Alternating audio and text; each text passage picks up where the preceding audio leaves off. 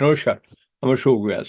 आज के insight minute Ashok व्यास कार्यक्रम में मैं आप तक पहुंचाने वाला हूं एक भाव वैसे तो राम मंदिर के साथ जुड़ा है। प्राण प्रतिष्ठा समारोह हुआ 22 जनवरी को, पर उस भाव के साथ साथ एक ऐसी बात निकल कर आती है जो किसी भी मनुष्य के लिए प्रासंगिक रेलेवेंट हो सकती है, होती है। हमारे जीवन को समग्रता से देख सकें, इसके लिए कहीं न कहीं से इस समझदारी को लाने की आवश्यकता होती है। और यह समझदारी आती है सत्पुरुषों की संगति से। इसलिए जब सत्पुरुषों की अथवा सद्ग्रंथों की संगति होगी तो अपने आप जीवन का हेतु क्या है ये ध्यान में आएगा। मनुष्य केवल दौड़ता रहेगा और कभी कभी उसको पता भी नहीं होगा कि मैं क्यों दौड़ रहा हूं और मेरे दौड़ने से मेरे जीवन के अन्य अंगों की उपेक्षा कैसे हो रही है। तो वह इस बात को रोक भी सकेगा, रोकना चाहेगा भी। लेकिन इसके लिए सबसे बड़ी बात यह है कि अच्छे विचारों का संपर्क कहीं ना कहीं से होना चाहिए। यदि आप जीवन में सफलता चाहते हैं तो आप पूरे मनोयोग से जो कार्य करते हैं उसमें जुट जाते हैं। और भारत क्या प्रेरणाएं लेकर आता है, भारत का और भगवान राम का, भारतीय संस्कृति का कितना गहरा संबंध है, उस संबंध के चलते जिस निष्ठा के साथ अनुष्ठान का पालन भारत के प्रधानमंत्री नरेंद्र मोदी जी ने किया उसके बारे में, और भारत की महिमा के बारे में, उस भाव को जिस तरह से अपने शब्दों में अपने प्रारंभिक उद्बोधन में आचार्य गोविंद देव गिरी जी ने व्यक्त किया, वो मुझे बहुत प्रभावी लगने के साथ साथ ऐसा लगा कि शब्दों का भारत की आत्मा के साथ झंकृत होने वाला जो भाव है वो मुखरित हमारा हो रहा है। संपूर्ण राष्ट्र और पूरा विश्व भी आज भगवान श्री राम की प्रतिष्ठा से आलोकित होने का पर्व आरंभ हो चुका है। यह केवल एक मंदिर में एक मूर्ति की प्रतिष्ठा नहीं है, यह इस देश की अस्मिता, इस देश का स्वाभिमान और इस देश का आत्मविश्वास, इसकी प्रतीक्षा है। 500 वर्षों की प्रतीक्षा के पश्चात यह संभव हो सका। इसके जो अनेक कारण हैं उनके ऊपर तो आलोक हमारे सारे सम्माननीय अभ्यागत डालेंगे ही। मैं केवल एक काम के लिए यहां पर खड़ा हूं, छोटा सा काम। कारण तो अनेक होते हैं, लेकिन अनेक कारण मिलते मिलते आखिर वे एक विशिष्ट स्तर तक पहुंच जाते हैं और उस स्तर पर कोई महापुरुष हम लोगों को उपलब्ध होता है और उस विभूति के कारण युग परिवर्तित हो जाता है। इस प्रकार का परिवर्तन लाने के लिए अपने जीवन को साधना पड़ता है और इस प्रकार जीवन साधने वाले हमारे इस देश की परंपरा के अनेक महान रत्नों में आज हम लोगों को समय की आवश्यकता, युग की आवश्यकता, सनातन के अंतःकरण की आवश्यकता के रूप में हमारे सम्माननीय प्रधानमंत्री जी प्राप्त हुए हैं। आपके मंगल हाथों से आज प्रतिष्ठा होने की बात थी, लेकिन मुझे इस बात का आश्चर्य हुआ जब मुझे लगभग 20 दिन पूर्व समाचार मिले कि माननीय प्रधानमंत्री जी को इस प्रतिष्ठा के लिए स्वयं अपने लिए क्या क्या अनुष्ठान करके सिद्ध करना चाहिए, स्वयं को उसकी नियमावली आप लिख करके भेजें। आज मुझे आपको बतलाने समय अंतःकरण गदगद होने की अनुभूति हो रही है। हम लोगों ने महापुरुषों से परामर्श करके लिखा था, आपको केवल 3 दिन का उपवास करना है। आपने 11 दिन का संपूर्ण उपोषण किया। हमने 11 दिन एक मुक्त रहने के लिए कहा था, उन्होंने अन्न का ही त्याग कर दिया। हमने कहा था कि आपको विदेश प्रवास नहीं करना चाहिए। विदेश प्रवास टाल दिया सांसर्गिक देशों के इस दोषों की संभावना के कारण, लेकिन दिव्य देशों का प्रवास ऐसा किया। नासिक से आरंभ किया, गुरुवायूर गए, श्रीरंगम गए, रामेश्वरम गए। इन सारे स्थानों पर जाकर के वहां के परमाणुओं को लेकर के और पूरी भारत माता के हर कोनों में जाकर के मानो वे निमंत्रण दे रहे थे कि आइए दिव्य आत्माओं, अयोध्या पधारिए और हमारे राष्ट्र को महान बनाने के लिए आशीर्वाद दीजिए। मुझे इस परंपरा को देखते हुए केवल एक राजा याद आता है जिसमें यह सब कुछ था, और उस राजा का नाम छत्रपति शिवाजी महाराज। छत्रपति शिवाजी महाराज। मित्रों, लोगों को पता नहीं है शायद, वे स्वयं जब मल्लिकार्जुन के दर्शन के लिए श्रीशैलम के ऊपर गए, 3 दिन का उपवास किया, 3 दिन शिव मंदिर में रहे, और महाराज ने कहा कि मुझे राज्य नहीं करना है, मुझे संन्यास लेना है। उनके सारे ज्येष्ठ मंत्रियों ने उनको समझाया और लौटा करके लाया कि यह भी आपका कार्य भगवत सेवा ही है। आज हम लोगों को उसी प्रकार के एक महापुरुष ऐसे प्राप्त हुए हैं जिसको भगवती जगदम्बा ने स्वयं हिमालय से लौटा करके भेज दिया कि जाओ भारत माता की सेवा करो। ऐसा तपस्वी कोई राष्ट्रीय नेता प्राप्त होना यह सामान्य बात नहीं है। वहाँ जो जो उपस्थित थे भक्त साधु, जिस भाव से वो भर गए, भगवान राम की सन्निधि की अनुभूति जैसी हुई, उसको शब्दों में निश्चित रूप से व्यक्त किया नहीं जा सकता है। साथियों, आज जिस तरह राम मंदिर प्राण प्रतिष्ठा के इस आयोजन से पूरा विश्व जुड़ा हुआ है, उसमें राम की सर्वव्यापकता के दर्शन हो रहे हैं। जैसा उत्सव भारत में है, वैसा ही अनेक देशों में है। आज अयोध्या का यह उत्सव रामायण की उन वैश्विक परंपराओं का भी उत्सव बना है। रामलला की ये प्रतिष्ठा वसुधैव कुटुंबकम के विचार की भी प्रतिष्ठा है। साथियों, आज अयोध्या में केवल श्री राम के विग्रह रूप की प्राण प्रतिष्ठा नहीं हुई है, ये श्री राम के रूप में साक्षात भारतीय संस्कृति के प्रति अटूट विश्वास की भी प्राण प्रतिष्ठा है। ये साक्षात मानवीय मूल्यों और सर्वोच्च आदर्शों की भी प्राण प्रतिष्ठा है। इन मूल्यों की, इन आदर्शों की आवश्यकता आज संपूर्ण विश्व को है। सर्वे भवन्तु सुखिनः, ये संकल्प हम सदियों से दोहराते आए हैं। आज उसी संकल्प को राम मंदिर के रूप में साक्षात आकार मिला है। ये मंदिर मात्र एक देव मंदिर नहीं है, ये भारत की दृष्टि का, भारत के दर्शन का, भारत के दिग्दर्शन का मंदिर है। ये राम के रूप में राष्ट्र चेतना का मंदिर है।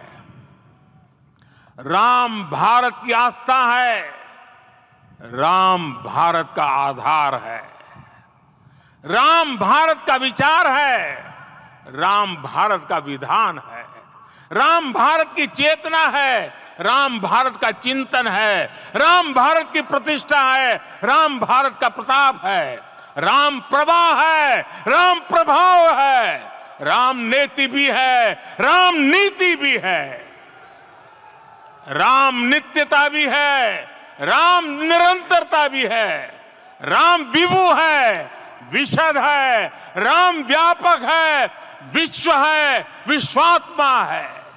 जो शासक आज भारत के ऊपर शासन कर रहे हैं और वास्तव में देश की बागडोर संभाल करके उसको आगे ले जाने का प्रयास कर रहे हैं, उन्होंने चुन करके आने से पहले जिन बातों को कहा था वही बातें वो लोग कर रहे हैं। इन सब का अपना एक राष्ट्र प्रेम है, संस्कृति से प्रेम है, देश के साथ कमिटमेंट है। दुर्दैव से क्या हो गया था, देखो, बिल्कुल हम केवल लोकतंत्र के रूप में भी लेते हैं तो भी इस देश की जनता इतनी बड़ी संख्या में हिंदू होने पर भी उनके विचारों को कुचला जाना, उनके विचारों की उपेक्षा की जाना, यह लोकतंत्र के भी विरोध की बात है। लेकिन किसी भी प्रकार से हमारे धर्म की भावना, राष्ट्रीय मान बिंदुओं की भावना, इन भावनाओं की उपेक्षा की गई, उनको कुचलने का प्रयास किया गया। न केवल सामान्य रूप से उपेक्षा की गई बल्कि कुचलने का प्रयास किया गया। ऐसे में जो बोलता हूं इसका सीधा सीधा आपको एक मैं सबूत देना चाहता हूं। जब हमारी सरकारें सुप्रीम कोर्ट में यह कह सकती है कि राम एक काल्पनिक व्यक्ति थे, राम कभी हुए ही नहीं और राम सेतु का अस्तित्व ही नहीं है, और ऐसा एफिडेविट जब देने लग जाते हैं तो निश्चित रूप से यह आशंका प्रबल हो जाती है कि इन सरकारों को हमारे देश की राष्ट्रीय परंपराओं को कुचलने की मंशा है। जो समाज इतना प्रताड़ित रहा हो और सत्य के विपरीत जाकर के और उच्चतम न्यायालय में और भगवान श्री राम जैसे ऐतिहासिक व्यक्तित्व को काल्पनिक कहने के और लिए शपथ पत्र देने जितना हमारा शासन गिर गया हो, तो ऐसी स्थिति में निश्चित रूप से हम उस शासन का अभिनंदन करते हैं जिन्होंने इस राष्ट्रीय भावना को पुनः स्थापित करने का पूरा पूरा प्रयास किया। क्योंकि कोई भी समाज, कोई भी राष्ट्र जो जीवित रहता है वो अपने पूर्वजों की अस्मिता, स्वाभिमान और आत्मगौरव की भावना को लेकर के ही आगे बढ़ सकता है। तभी वह अपने संपूर्ण कार्यकलापों में एक आनंद भी रखता है, उत्साह भी रखता है और वह तरक्की करता जाता है। राष्ट्रीय भावनाओं का परिपोषण करने के लिए हमारी जिस सरकार ने राम जन्मभूमि के ऊपर मंदिर के निर्माण का घोषणा पत्र में समावेश किया था, उनको जब लोगों ने चुन करके लाया तो सरकार का तो एक कर्तव्य था कि जो वचन दिया था उसको पूरा करे। तो इस प्रकार इन राष्ट्रीय भावनाओं के उत्थान का पर्व आया है, इसको ध्यान में लीजिएगा। और इसी के अनुरूप हमारे देश में सारी की सारी बातें हो रही है। राम मंदिर की बात तो धर्म के साथ जुड़ी हुई है, ऐसा सबको लगता है और इसलिए उसका अपना एक महत्व तो है। लेकिन कश्मीर से 370 धारा हट जाना, इसका तो सीधा सीधा हमारे देश के भूगोल के साथ संबंध रहा, इतिहास के साथ संबंध रहा। लेकिन ये भी काम जब इन लोगों ने चुनकर के आने के पहले घोषणा पत्र में सम्मिलित कर दिए थे तो इनका कर्तव्य था। और एक दूसरी बात मैं आपसे बतलाना चाहता हूं, अयोध्या जी का जो मंदिर है उसकी ओर केवल धर्म, संकीर्ण धर्म अथवा हमारी हिंदुत्व की भावना इस दृष्टि से नहीं देखा जाना चाहिए। वास्तव में यह हमारा राष्ट्रीय मंदिर है और यही हम लोगों को ध्यान में लेना चाहिए कि राष्ट्र के ऊपर आक्रमण करने वाले आक्रांताओं के द्वारा जो बर्बरतापूर्ण अन्याय किए गए, उन अन्यायों का परिमार्जन करना इस देश की राष्ट्रीय सरकार का कर्तव्य है। और इसलिए इस प्रकार का जो काम ये शासन कर रहा है हम उसको अभिनंदनीय मानते हैं और हम ये भी मानते हैं और चाहते हैं कि हमारा देश इसी प्रकार हमारे राष्ट्रीय मान बिंदुओं का संरक्षण और गौरवपूर्ण उनका प्रतिष्ठापन करने में लगातार आगे बढ़ता जाए। क्योंकि हमारा यह विश्वास है कि यह समय जो आया है ये भारत के उत्थान का समय है। This is the period of renaissance. Bharat का पुनरुत्थान हो रहा है। सारे विश्व में आज भारत का डंका बज रहा है, ये बजना चाहिए और ये परमात्मा की इच्छा है। काल चक्र घूमते हुए अब भारत के उत्थान की ओर हम लोगों को ले जा रहा है। यह हम लोगों के लिए सौभाग्य की बात है, और यह हम लोगों के लिए सौभाग्य की बात नहीं है, ये पूरे विश्व के कल्याण की बात है। क्योंकि जब भारत समर्थ होगा तो भारत कहीं पर भी अन्याय नहीं होने देगा। भारत किसी को चूसने के लिए नहीं है, भारत लोगों के उत्थान के लिए है, लोक मंगल के लिए है। अरे सारे संसार में आप देखिएगा कि हमारे वैक्सीनेशन को फ्री बांटने वाला कौन सा देश था? सारे देश तड़प तड़प करके और अपनी अपनी ढपली बजा रहे थे। ये भारत था जिसने हमारे आसपास के सारे देशों को फ्री वैक्सीनेशन भेज दिया। भारत की ये भूमिका अत्यंत महत्वपूर्ण भूमिका है। अब ये लेने वाला नहीं, ये देने वाला देश बनता जा रहा है, और हम चाहते हैं कि इसका इस प्रकार का विकास निरंतर आगे आगे होता जाए। तो स्वामी जी, आपकी ये बातें सुनते हुए एकदम प्रफुल्लित भाव जो है ना वो हिलोरे लेने लग गया मेरे भीतर भी। और मुझे ऐसे स्मरण आया कि जब राष्ट्रीय चेतना जागृत होती है, जब स्वाभिमान होता है, आत्मसम्मान का भाव लेकर राष्ट्र आगे बढ़ता है, तो निश्चित रूप से तरक्की करता है। कुछ इस प्रकार के संकेत आदरणीय स्वामी विवेकानंद जी के वचनों से भी हमें मिलते रहे हैं। इस संबंध में मैं यदि आपसे निवेदन करूं कि मैं आपको विवेकानंद जी की एक बात को याद दिला देता हूं जी। स्वामी विवेकानंद कहा करते थे कि मैं देख रहा हूं मेरी माता जग रही है, और ये संपूर्ण देश जागृत होकर के मेरी भारत माता धीरे धीरे विश्व के सिंहासन की ओर आगे बढ़ रही है। एक समय आएगा जब यह मेरा देश विश्व गुरु कहलाएगा।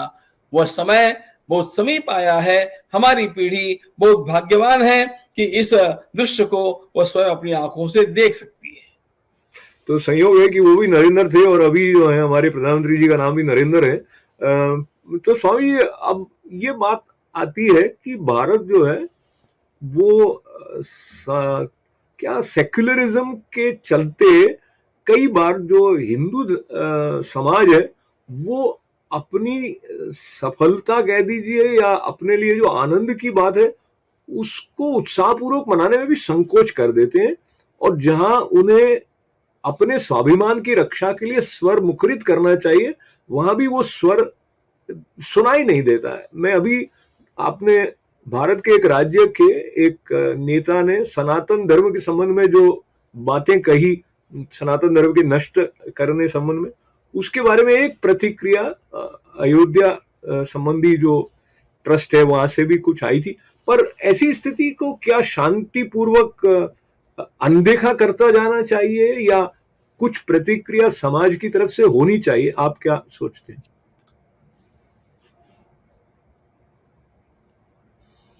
भारत का सनातन धर्म यह अत्यंत व्यापक है, और आपने प्रश्न का आरंभ जहां से किया, हिंदुत्व की उपेक्षा सेक्युलर इस शब्द से होती रही है क्या, ये आपका पहला प्रश्न था, प्रश्न का पहला हिस्सा था जी। सच्ची बात यह है कि हमारे संविधान में सेक्युलर और सोशलिज्म ये दोनों शब्द कहीं पर भी नहीं थे। मूल संविधान में ये शब्द है नहीं। ये शब्द आपातकाल के समय हमारे तत्कालीन प्रधानमंत्री महोदया ने उस पर घुसा दिए, और इसलिए ये शब्द वास्तव में भारतीय संविधान के अंतर्गत माने नहीं जा सकते। ये तो मेजॉरिटी के बल पर घुसाए हुए शब्द है, पहली बात। दूसरी बात, सेक्युलर शब्द का जो अर्थ वास्तव में है, हम पॉजिटिव सेक्युलरिज्म को मानते हैं। इसका अर्थ क्या है? सभी धर्मों के लिए समभावना होनी चाहिए, किसी एक धर्म का आलंबन शासन को नहीं करना चाहिए, सबके लिए समान भावना, यह सेक्युलर का, पॉजिटिव सेक्युलरिज्म का अर्थ होता है, होना चाहिए। लेकिन हमारे देश में सेक्युलरिज्म का अर्थ राज्यकर्ताओं ने इस प्रकार से ध्वनित कर दिया कि सेक्युलर होने का अर्थ है एंटी हिंदू होना, हिंदुत्व के विरोध की बात करना। और इसलिए हमारे देश में जो 30A ये कॉल बना है कानून, उसके अंतर्गत सभी संप्रदायों को अपने अपने धर्म की शिक्षा विद्यालयों में देने की छूट है, लेकिन हिंदुओं को अपनी धर्म की शिक्षा विद्यालय में देने की छूट नहीं है। तो सरासर ये सारा अन्याय है। ये सारी विषमताएं हैं, ये कैसे उस समय के लोगों ने सह ली, यह बहुत समझने के परे की बात है। दो महान हस्तियां इन सारी बातों का विरोध कर रही थी। एक तो महामानव डॉक्टर आम्बेडकर जी थे और दूसरे सरदार वल्लभ भाई पटेल थे। लेकिन दुर्दैव की बात ये थी कि ये दोनों भी असमय में अचानक चले गए और उस कारण हमारे संविधान के अंतर्गत इस प्रकार की बातें आ गई। लेकिन यह जो भी ऐतिहासिक भूलें हुई हैं उनको सुधारने का समय समीप आया है और एक नेचुरल जस्टिस होता है, सबको समान दृष्टि से देखो, उस प्रकार का व्यवहार भारत में हिंदुओं के साथ नहीं किया गया और इसलिए यह उत्पीड़न अब एक नया रूप लेकर के सामने आ रहा है और अपने साथ जो अन्याय हुआ उसका परिमार्जन कर रहा है। तो यह अत्यंत स्वागतार्ह बात है। इस मंदिर के निर्माण में हम लोगों के लिए बड़ी चुनौती ये थी कि वहां पर सर्वत्र बालू होने के कारण हम लोगों को मूल फाउंडेशन नींव बनाने में भी बहुत सारा समय लगाना पड़ा। देश के अत्यंत श्रेष्ठ विशेषज्ञों का परामर्श लेकर के और यह कार्य आरंभ किया गया और अंततोगत्वा बहुत अच्छी तरह से संपन्न भी हुआ। अब जनवरी के तृतीय सप्ताह में भगवान रामलला को उनके मूल स्थान के ऊपर भव्य दिव्य मंदिर के गर्भगृह में स्थापित किया जाएगा। यह सुनहरा अवसर हम लोगों के लिए अमृत काल का सही सही दर्शन कराएगा, ऐसा हमारा विश्वास है।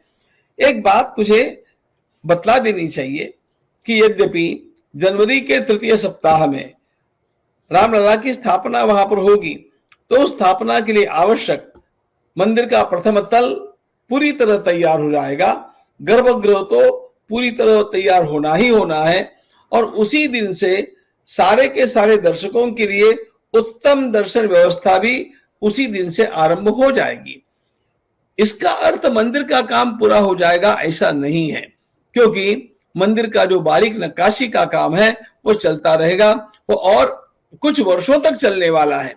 उसका एक कारण ये भी है कि इन पाषाण के मंदिरों की एक विशेषता होती है, इनकी जो नक्काशी होती है उनमें आधी नक्काशी उस पत्थर को उसके स्थान पर बैठाने जितनी हो जाती है, लेकिन उसकी जो बारीक नाजुक कार्य की नक्काशी है वह पत्थर को वहां पर बैठाने के पश्चात होती है। इसलिए वह बारीकी से होने वाला काम बाद में भी चलता रहेगा। तो इन दोनों बातों को समझ करके हम लोगों के सामने प्रस्तुत करें। प्रथम तल, गर्भगृह, दर्शन की व्यवस्था, ये काम 100% पूरे होकर के प्रतिष्ठापित हो जाने के पश्चात भी मंदिर की बारीक नक्काशी का काम अनेक वर्षों तक और भी चलना है, इसको ध्यान में लें। पुनः अपने दर्शकों के साथ में मैं आपकी उपस्थिति में ये याद करूं कि ये बहुत ही दुर्लभ अवसर और बड़ा सौभाग्य हमारा, ऐसे मनीषी, तपस्वी और राष्ट्रीय चेतना को भी समर्पित हमारे स्वामी गोविंद देव गिरी जी महाराज ने हमारे साथ बातचीत के लिए ये जो समय निकाला, तो ये एक बहुत ही विशिष्ट अनुभव मेरे लिए व्यक्तिगत रूप से रहा और मुझे आशा है और विश्वास है कि हमारे जो दर्शक हैं उनके भीतर भी इससे श्रद्धा का संचार और अधिक होने वाला है। बहुत सारी मंगल कामनाओं के साथ अशोक जी, आपके लिए भी बहुत बहुत आभार। आपने इतने समय में इतने बढ़िया प्रश्नों को रख करके और आपके स्वयं के भी अध्ययन का जो परिचय दिया है वह अभिनंदनीय है। आप इसी प्रकार के निरंतर कार्य करते रहिएगा। आपके लिए शुभकामना। जय भारत। जय भारत, जय भारत। तो ये थे आचार्य गोविंद देव गिरी जी और हमने देखा भगवान राम के बारे में जो उद्गार प्रधानमंत्री नरेंद्र मोदी जी ने प्राण प्रतिष्ठा समारोह के अवसर पर व्यक्त किए, वो किस तरह से हमारे लिए सतत प्रेरणा का स्रोत है। बात कमिटमेंट की, और हम अपने जीवन में यदि सत्य के प्रति निष्ठा के साथ कमिटेड होते हैं तो रास्ते खुलते जाते हैं। धैर्य भी एक शक्ति की तरह है, पर बिना परिश्रम के धैर्य से बैठे रह जाना प्रमाद कहलाता है। तो सक्रिय होकर संतुलित रूप से जो जो नियम है उनका पालन करते हुए हम आगे बढ़े तो निश्चित रूप से सफलता जो हमारी प्रतीक्षा कर रही है उसके और हमारे बीच की दूरी कम होती जाती है। तो ये कमिटमेंट की बात आचार्य गोविंद देव गिरि जी और प्रधानमंत्री नरेंद्र मोदी जी के संदर्भ से प्राण प्रतिष्ठा समारोह के की झलकियों के साथ आप तक पहुंचाते हुए अब विराम का समय आज के इनसाइट में तो शुभ कार्यक्रम का अनुमति दें।